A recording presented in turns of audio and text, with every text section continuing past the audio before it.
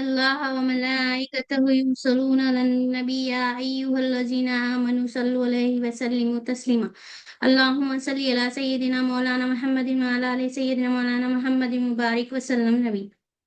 اللہ تعالیٰ کا بے انتہا فضل و کرم ہے کہ اس نے ہمیں نبی کریم صلی اللہ علیہ وسلم کی امت میں پیدا فرمایا اور پیدا ہونے کا فخر عنایت فرمایا۔ الحمدللہ یہ فخر اشک انبیاء نکلا، مزید برائے کرم ہوا کہ اللہ تعالیٰ نے قرآن جیسی نعمت سے ہمیں وابستہ فرمایا، اولیاء اللہ کے دامن سے وابستہ فرمایا اور تجدید ایمان کے لیے ہمیں یہاں جمع فرمایا۔ انشاءاللہ اللہ تعالیٰ کی مدد سے اور رسول اللہ صلی اللہ علیہ وسلم کے رسالت کے فیضان سے توحید سیریز کو کنٹینیو کرتے ہیں۔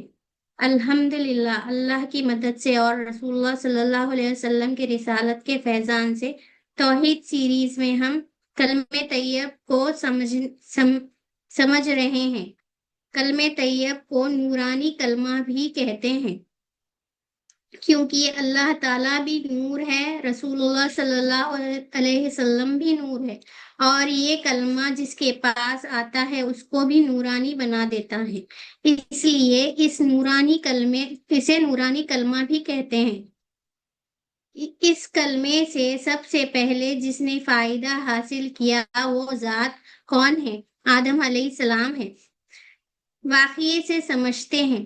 آدم علیہ السلام جب دنیا میں تشریف لے کے آئے، اللہ تعالیٰ سے دعا کی، ربنا ظلمنا انفسنا وان لم تغفر لنا وترحمنا لتكونن من الخاسرین۔ دعا چلتی رہی اور کئی دنوں کے بعد آدم علیہ السلام کو خیال آیا، اور وہ خیال بھی اللہ تعالیٰ نے ہی الہام کیا۔ کیا الہام کیا؟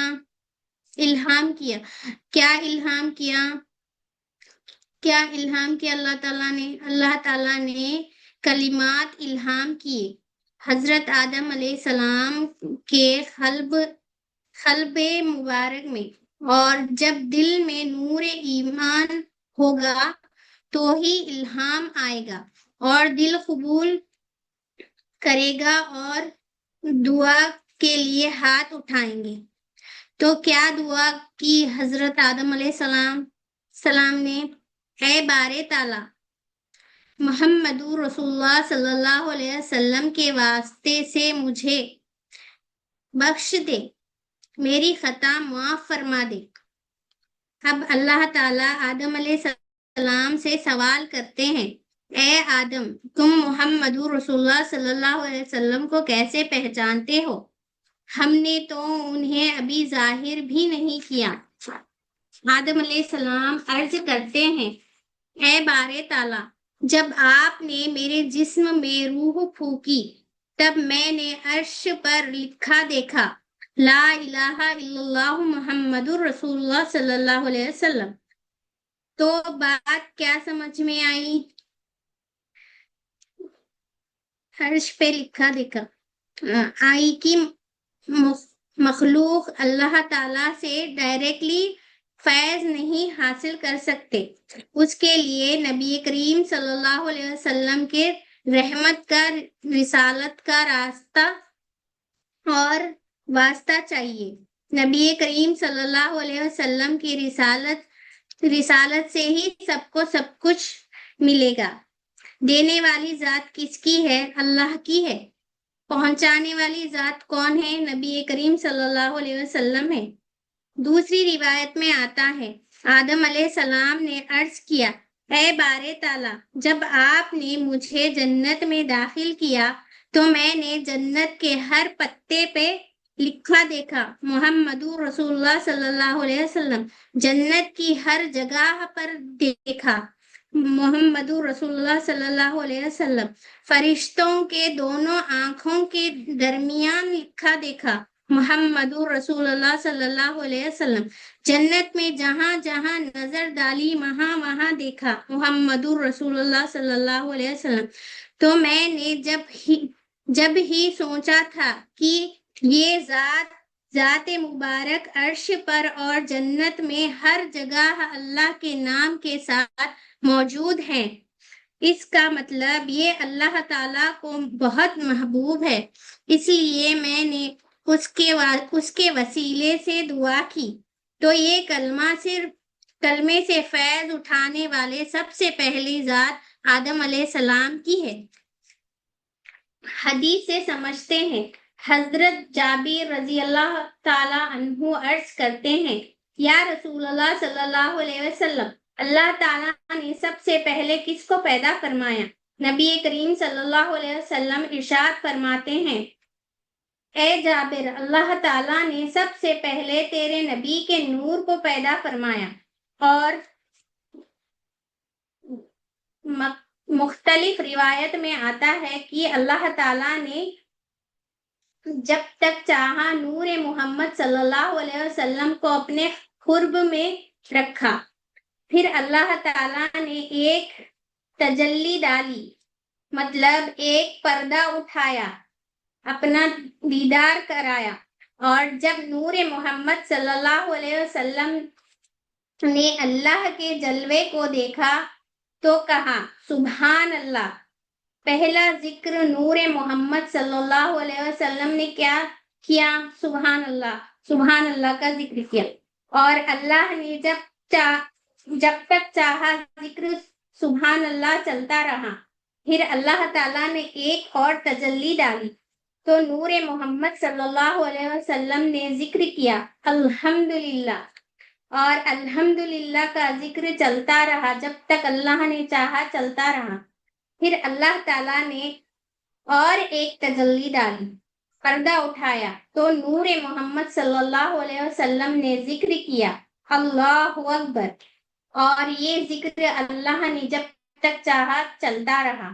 حدیث میں آتا ہے کہ پھر اللہ تعالیٰ نے نور محمد صلی اللہ علیہ وسلم سے چار حصے کیے۔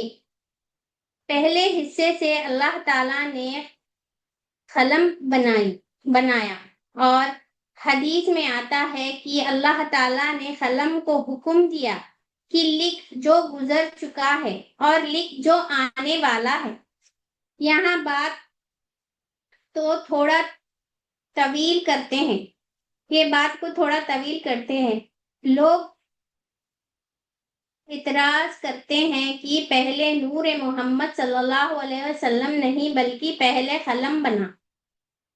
ایسا نہیں ہے، بلکہ اللہ کے نور سے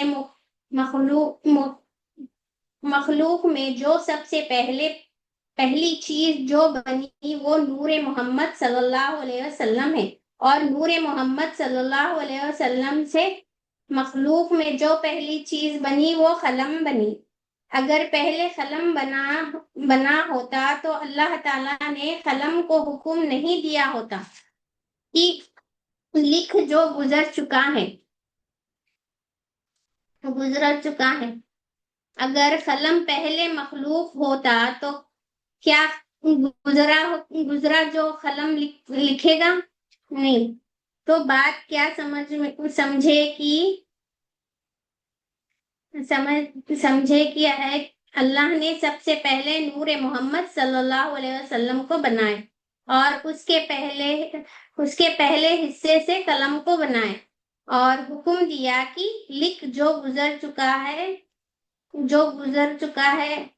گزرا کیا تھا؟ نور محمد صلی اللہ علیہ وسلم کا ذکر تھا، سبحان اللہ، الحمدللہ، اللہ اکبر۔